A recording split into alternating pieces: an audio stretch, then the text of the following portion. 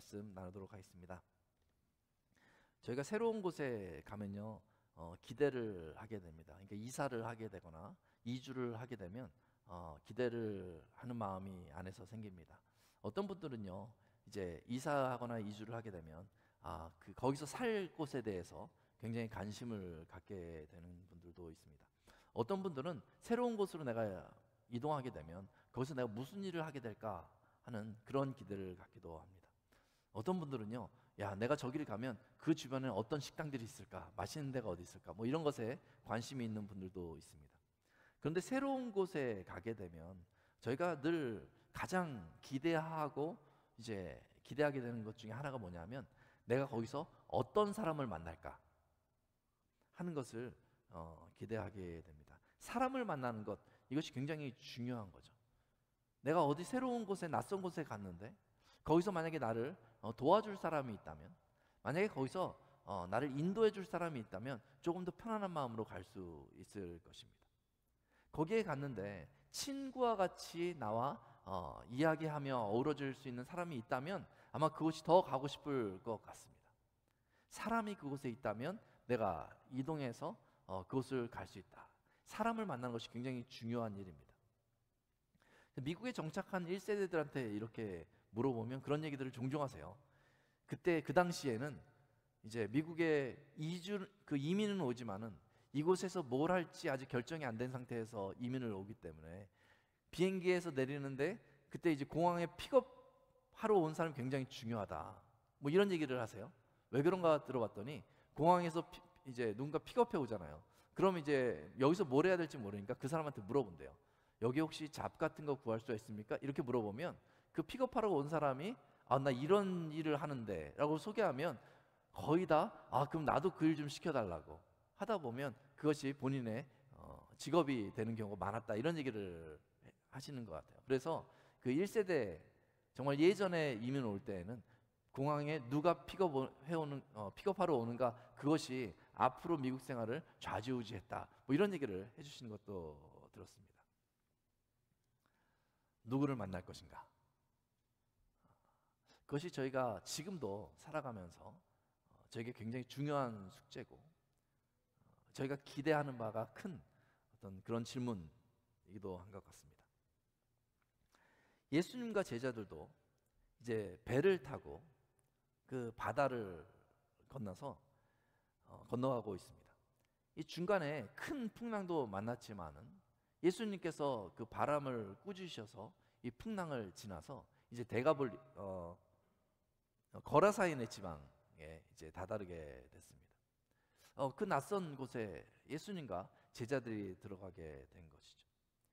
그리고 예수님이 이제 배에서 내리셨습니다. 예수님과 제자들은 이제 그 동네를 둘러보면서 아마 이렇게 걸어가셨을 것 같습니다.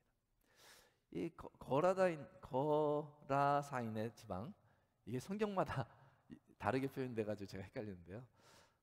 거라사인의 지방에서는요, 어떤 사람들이 예수님을 기다리고 있었을까요?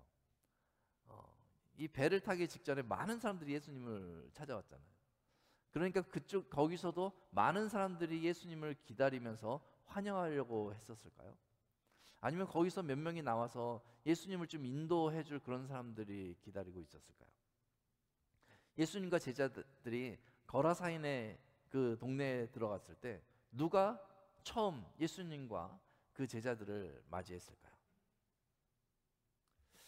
누가 누구를 만나게 될까? 아마 그런 마음으로 이렇게 걸어가고 있었는데, 그때 어떤 사람이 갑자기 예수님 앞에 달려왔습니다. 그런데 이렇게 보니까 그 사람이 달려온 방향이요, 저기 사람들이 사는 그 마을 쪽에서 사람이 달려오지 않았어요. 그 마을을 향해서 가고 있는데 이쪽에 공동묘지가 있거든요. 묘지가 있거든요. 근데 거기서 어떤 사람이 뛰어나오더니 예수님한테 달려온 것입니다. 이 무덤 사이에서 뛰어나온 거예요. 그러니까 저 같으면요, 무덤을 옆에 두고 지나가는데 갑자기 어떤 사람이 거기서 확 뛰어나서 제 앞에 엎드리면 진짜 깜짝 놀랄 것 같아요. 더군다나 이 사람은요, 평범해 보이지가 않습니다. 3절에 보니까 이 사람은 이 무덤 사이에서 살고 있는 사람이다, 이렇게 표현하고 있습니다. 아니, 무덤에서 살고 있다는 거예요. 무덤에 살고 있으면 옷을 제대로 갈아입을 수나 있을까? 이런 생각을 할 수도 있죠. 이 무덤 사이에 있으면요, 화장실은 어떻게 했을까? 뭐 이런 질문도 하게 됩니다. 무덤에 살고 있으면요, 씻을 수는 있었을까요? 그런 생각도 하게 되죠. 이 사람이 어떻게 거기서 화장실 문제, 씻는 문제, 옷 갈아입는 문제 이런 것들을 다 해결했는지는 모르겠지만은 아마 성경의 전체적인 흐름을 봐서는요, 이 사람은 지금 굉장히 더러워진 상태였을 것 같아요. 어쩌면 이게 씻지도 못하고 화장실도 제대로 보지 못한 그런 상태에서 다가올 때 저만큼 멀리 떨어져 있는데 냄새가 여기까지 막 났을지 몰라요. 고약한 냄새가 나서 가까이 하고 싶지 않은 그런 사람이었을지도 모릅니다. 더군다나 이 사람은요, 정상적인 상태가 아니었어요. 이 보통 사람들이 무덤에서 사는 경우는 없습니다. 이 무덤은 어떤 곳입니까? 죽은 사람을 묻는 곳이죠. 산 사람이 사는 곳이 아니잖아요. 이렇게 산 사람은요, 무덤에 장례를 치르기 위해서 간다든지 아니면 이미 돌아가신 분을 기억하기 위해서 한번 간다든지 이렇게 가는 거지, 거기서 사는 경우는 별로 없습니다. 그런데 이 사람은요, 그 무덤에서 살고 있는 것입니다. 그 무덤에 살고 있다는 것만 해도 참 이상한 일이잖아요. 그런데 이 사람의 행동은 더 이상합니다. 성경에 보니까 이 사람은요, 그냥 그 무덤 사이에서요, 막 소리를 질렀다고 막 해요. 그냥 막 소리를 지르면서 이렇게 돌아다녔다고 해요. 어떤 소리를 질렀을까요? 막 으악 막 이런 소리를 질렀는지도 몰라요. 아니면 혼자 막 욕을 하면서요, 막 돌아다니는지는 모르겠어요. 그 모습만 봐도 정말 가까이 하기 힘들다 이렇게 생각하지 않겠어요? 그런데요, 이 사람은 그렇게 소리를 지르는 것뿐만 아니라 자기 몸을 막 돌로 상하게 했다는 거예요. 그게 막 피가 흐르고 그러지 않았겠어요? 그러니까 이 사람이 지금 정상이 아닌 거예요. 온몸에 막 흉터가 있고요, 그 냄새 나고 막 소리 지르고 온몸에 막 흉터가 있고 자기 몸을 상하게 하고 있는 사람이 나에게 다가온다고 생각해 보세요. 아마 너무 무서울 것 같아요. 뿐만 아니라 이 사람은요, 엄청나게 힘이 셌습니다. 이 사람의 행동이 좀 이상하니까 이 동네 사람들이 그 행동 이상한 것을 보고 자기한테 해를 더 이상 끼치지 못하도록, 또 다른 사람을 해하지 못하도록 쇠사슬로 이 사람을 묶어놨던 것 같아요. 쇠사슬로 묶이면요, 사실 사람이 꼼짝할 수 없는 거잖아요. 근데 놀라운 것은요, 이 사람은 그 쇠사슬조차도 끊어버렸다는 거예요. 얼마나 힘이 세면 쇠사슬을 끊을 수가 있겠어요. 그래서 쇠사슬을 끊은 이유는요, 아무도 이 사람을 다시 붙들 수가 없었다는 거예요. 너무 힘이 세서. 아마도 그 다음부터는 동네 사람들이 이 사람을 그냥 내버려 두었던 것 같습니다. 동네의 소문이 다 났겠죠. 야, 그 약간 미친 사람 같은 그 사람이 있는데 그 사람 조심해야 된다. 멀리서 보이기만 해도 피해라. 뭐 이런 이야기들을 다 하지 않았겠어요? 만약에 이런 분이 저희 교회에 뒷문을 열고 들어온다면 여러분 어떻게 반응하시겠어요? 아마 겉으로는 티를 못 내겠지만은 불편하게 여기시는 분들이 많을 거예요. 막 겁이 나서 두려워하는 분이 있을 수도 있어요. 뭐 혹 어떤 분은 다가가서 인사라도 건네보겠지만은 사실 어떻게 대해야 될지 당황하게 될 것입니다. 근데 그게 이상한 것이 아니에요. 이 정도 좀 문제가 있으면요, 그런 분이 들어오게 되면요, 저희가 일반적으로 대하기가 어려운 건 사실이에요.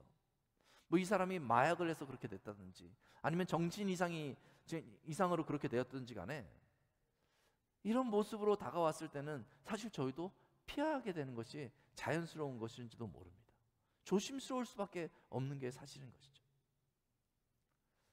그런데 어떤 일인지 예수님이 그 동네를 지나가고 있는데 이 사람이 무덤에서 뛰어나와서 예수님 앞에 엎드립니다. 그리고 예수님께 갑자기 큰 절을 하는 거예요. 그리고 이 사람이 예수님을 향해서 크게 외칩니다. 7절에 보니까 이렇게 말합니다. 지극히 높으신 하나님의 아들 예수여, 나와 당신이 무슨 상관이 있나이까? 원하건대 하나님 앞에 맹세하고 나를 괴롭히지 마옵소서. 이렇게 예수님한테 말씀하는 거예요. 아니, 예수님이 뭘 했습니까 지금? 예수님이 뭘 괴롭혔어요? 예수님은 이제 바다 건너가지고 이제 이 동네에 들어오신 분이잖아요. 아마 이 사람하고는 초면일 수도 있는 거예요. 근데 이 사람이 엎드리더니 자기를 괴롭히지 말라고 이렇게 얘기하고 있는 것입니다. 왜 그럴까요?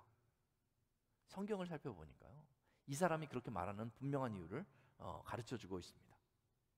지금 이 사람의 비정상적인 그 모든 행동은요, 이 사람의 인격에서 나온 행동이 아니라는 것이죠. 그 사람의 인격에서 나온 것이 아니라 그 사람에게 들어간 귀신 때문에, 귀신이 들려가지고 귀신의 억압을 당해서 그렇게 됐다는 거죠. 그래서 이 사람은 귀신에게 억압되어서 지금 사람들이 보기에 도저히 용납할 수 없는 그런 행동들을 하고 있었던 것입니다. 지금 예수님 앞에 엎드려서 이 사람이 간청하고 있지만 이 사람이 간청하는 것이 아니라 그 안에 있는 귀신이 하나님의 아들 예수님을 바라보고 간청하는 것입니다.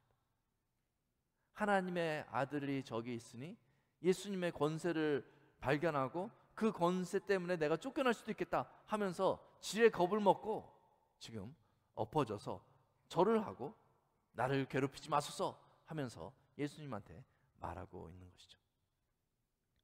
여기 보니까 귀신도 예수님을 알아봤어요. 그 귀신도 예수님의 권세 앞에 무릎을 꿇었어요. 이런 장면을 생각해 보면요, 예수님을 아는 것과 예수님을 나의 구주로 믿는 것은 정말 다른 거구나, 이런 걸 생각할 수가 있어요. 저희가 성경을 통해서 예수님에 대해서 아는 것은 귀신도 안다는 거죠. 그런데 그 예수님을 나의 구주로 영접하는 것, 그것은 전혀 다른 문제구나, 이런 생각을 하게 됩니다. 지금 이 장면을 딱 보게 되면 귀신이 들었구나, 이 사실을 저에게 딱 아는 순간 저희의 관심은요, 지금 이 사람 안에 있는 귀신을 향해서 두게 되는 것 같습니다. 귀신에 대해서 점점 궁금해질 수 있어요. 귀신은 뭘까? 귀신은 존재하는 걸까? 귀신은 사람을 완전히 억압할 수 있는 존재인가? 귀신이 어떻게 사람에게 들어가서 어떤 모습으로 존재할까? 귀신은 어떻게 이 사람이 쇠사슬을 끊을 수 있는 그런 강력한 힘을 줄 수 있었을까? 그러면 길거리에서 이상한 행동을 하고 있는 그런 사람들은 다 귀신이 들린 것인가? 뭐 이런 질문도 하게 되고요. 아니면 이렇게 멀쩡해 보이는 사람들은 귀신의 영향을 전혀 받지 않는 걸까? 이런 질문도 던지게 됩니다. 저도 설교를 준비하면서요, 이 본문을 이제 묵상하면서 그 고민을 했어요. 귀신에 대한 얘기가 나왔는데 귀신에 대해서 성경이 뭐라고 얘기하는지 거기에 집중해서 오늘 설교를 하고 설명해야 될까? 그런 생각을 하게 됐어요. 왜 사람들은 오늘 본문을 보면서 이 귀신에 대해서 질문을 하고 있을까요? 어찌 보면요, 호기심에 질문할지도 몰라요. 귀신이 뭘까? 궁금하네. 그래서 질문을 던져볼 수도 있습니다. 또 어떤 면에서는요, 혹시라도 내 인생에 귀신 들린 사람을 대면했을 때 내가 어떻게 행동해야 될지에 대한 답을 찾기 위해서 이런 질문들을 던져볼 수도 있습니다. 아니면요, 내가 혹시라도 이 사람처럼 귀신 들리면 어떡하지?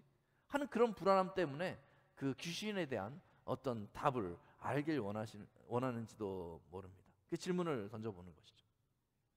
이 본문을 생각하면 생각할수록, 귀신과 예수님의 대화를 생각하면 할수록 이 귀신에 대해서 더 궁금해지는 것도 사실입니다.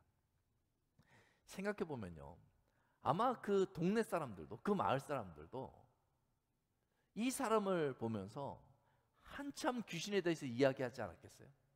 저 사람을 저렇게 하는 게 뭘까? 왜 저 사람은 저렇게 됐을까? 그 귀신의 존재가 우리한테 끼치면 어떡하지? 또 다른 영향을 끼치면 어떡하지? 우리 중에 저런 사람이 또 나오면 어떡하지? 귀신에 대한 얘기들을 충분히 논의했을지도 모릅니다.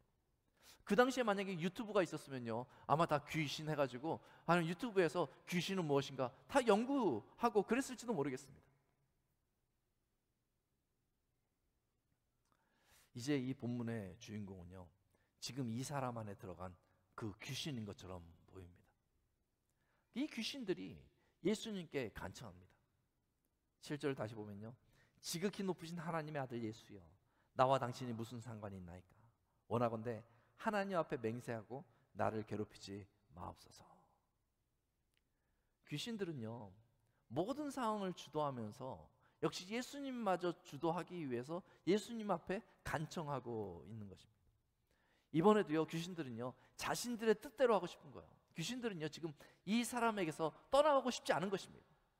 이 사람 안에 거하기를 원하기 때문에 예수님한테 그렇게 말하는 것이죠. 그래서 지금 이 본문의 주인공이 마치 귀신처럼 보이는 것이에요. 그런데 예수님은요, 이 귀신에게 관심이 있지 않습니다.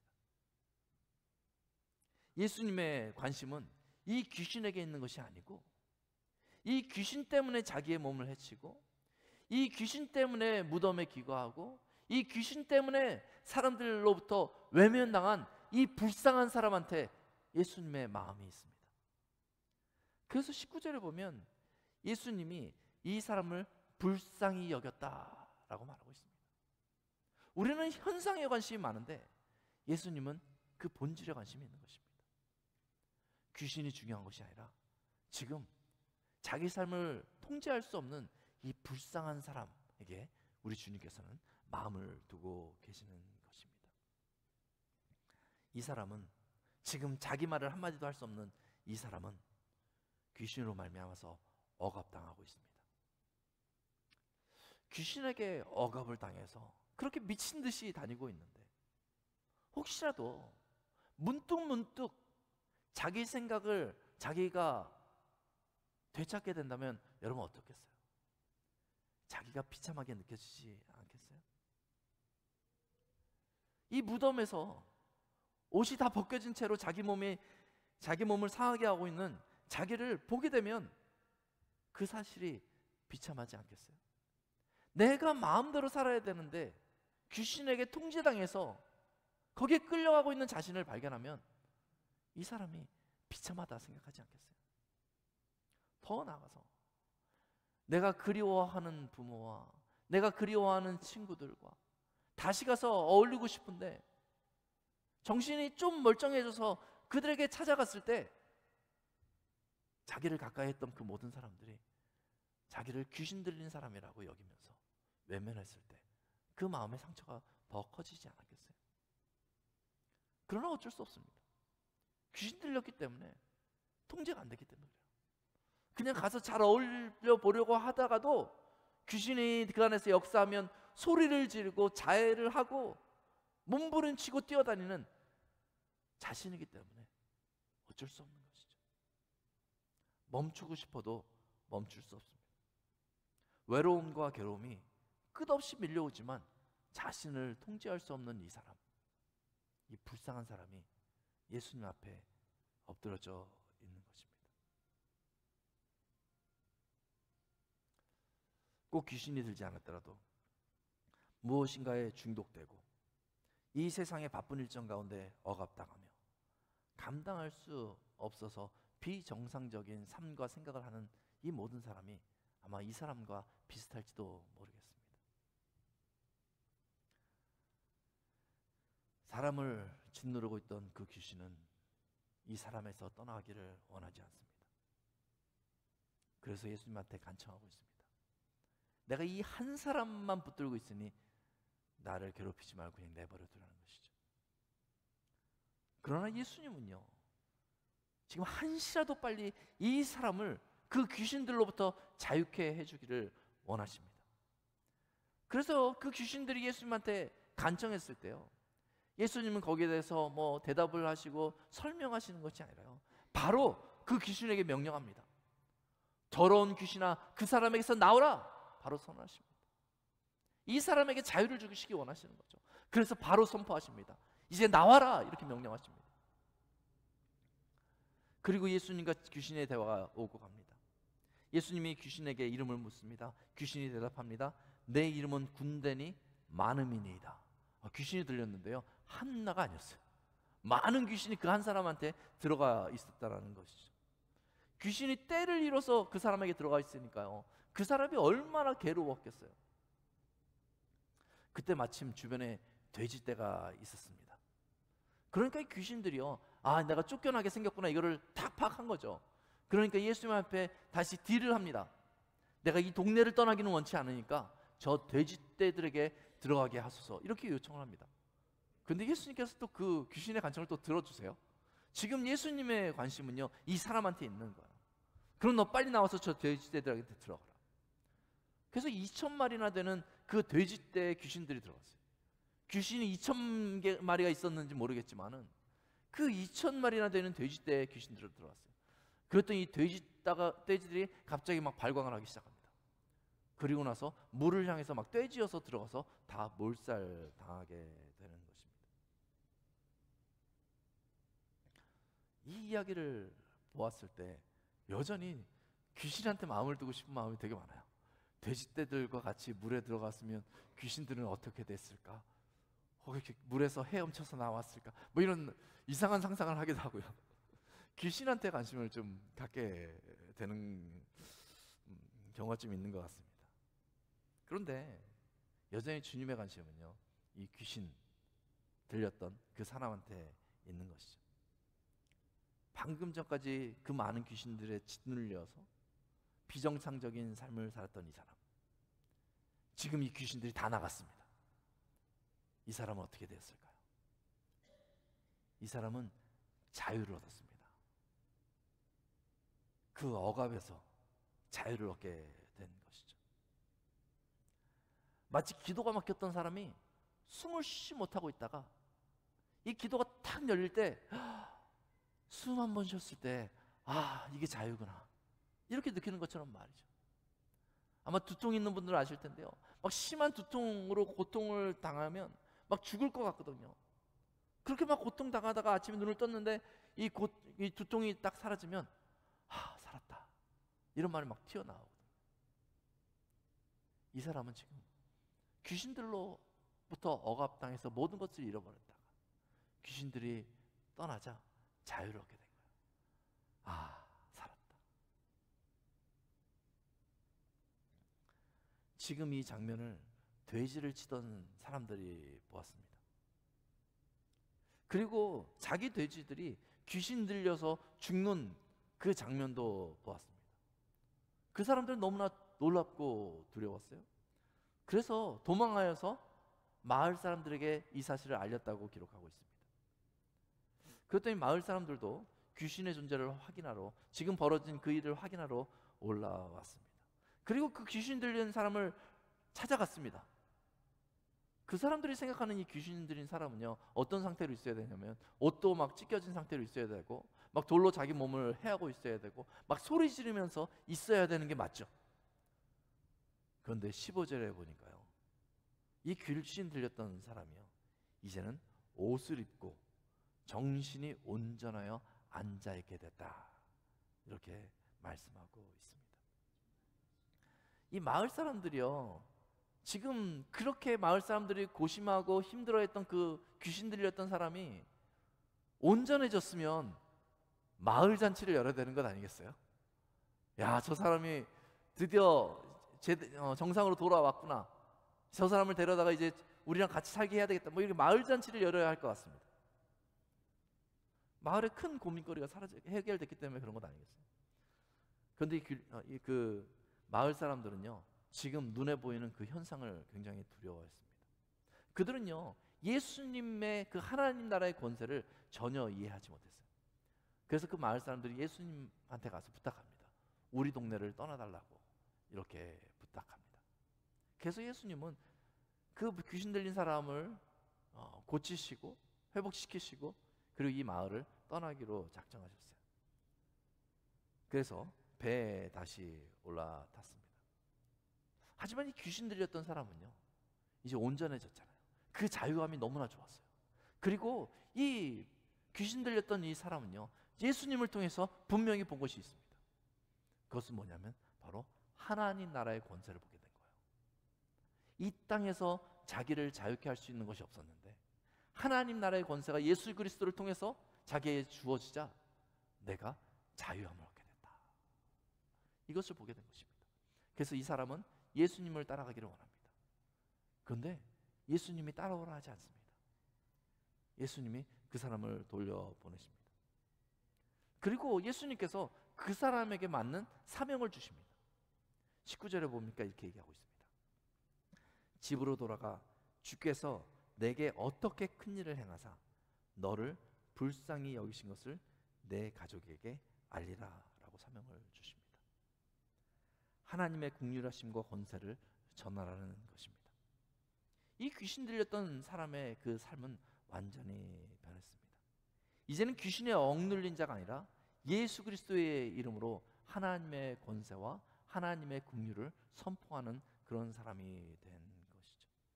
이제는 누구의 도움을 기대하는 사람이 아니라 자기와 같은 사람이 있다면 하나님의 긍휼을 소개해주고 하나님의 나라의 권세를 그 사람에게 전달해주는 그런 역할을 하게 된 것이죠. 예수님은 억눌린 사람을 불쌍히 여기십니다. 그리고 하나님 나라의 권세로 그 사람에게 자유를 주시기 위해서 이 땅에 오셨습니다. 그리스도인은 이 자유를 가진 사람입니다. 진리를 알지니 진리가 너희를 자유케 하리라 라고 말씀하고 있습니다. 여러분, 신앙생활을 하는데 오늘날 여러 가지 현상들로 인해서 억압된 삶을 살고 있는 분 계시진 않습니까? 여러 가지 스트레스와 우울증과 쫓기는 바쁜 일상 가운데 헛걱거리며 오늘 살고 있는 분이 있지 않습니까? 이 세상에서 그 문제를 해결해 주기를 원하지만 오늘날 내가 성공해서 그 모든 그 짐을 다 내려놓기를 원하지만 벗어나지 못하는 분이 있습니까? 이제 예수 그리스도 앞에 나아가시기 바랍니다. 이제는 이런 억눌림은 우리의 것이 아닙니다. 예수님께서 하늘의 권세로 우리를 이미 자유케 하셨습니다. 그 예수 그리스도의 이름 앞에 나가면 하늘의 권세가 우리의 마음과 우리의 상황을 바꿔주십니다. 그 예수님을 의뢰하여서 이제는 억눌린 사람같이 사는 것이 아니라 자유함을 가지고 예수님께서 주신 그 사명을 위해서 살아가는 여러분 되시기를 예수님의 이름으로 축원합니다. 우리 기도하겠습니다. 아버지 하나님, 저희가 그리스도인으로 자유를 누리고 살아가야 되는데